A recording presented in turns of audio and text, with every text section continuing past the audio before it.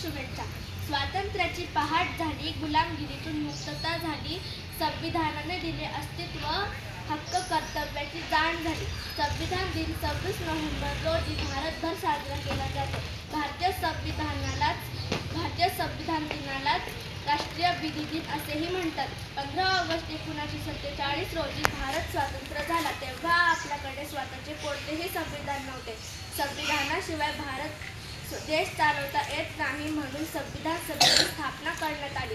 Pandit Jawaharlal Nehru, doctor Rajendra Prasad, doctor Babasaheb Ambedkar, Shyama Prasad Mukherjee, मौलाना अब्दुल कलाम आझाद हे नेते यात होते.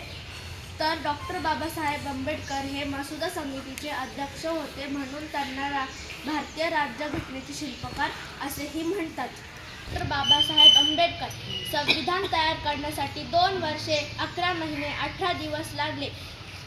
भारतातील अनेक नागरिकाला स्वातंत्र्याचा हक्क, शिक्षणाचा हक्क, मतदानाचा हक्क, धार्मिक स्वातंत्र्य, सांस्कृतिक हक्क हे हक्क मिळाले आहेत. माझ्या देशाची शान, माझ्या देशाचा अभिमान तेच म्हणजे आपले भारतीय संविधान. जय हिंद, जय महाराष्ट्र.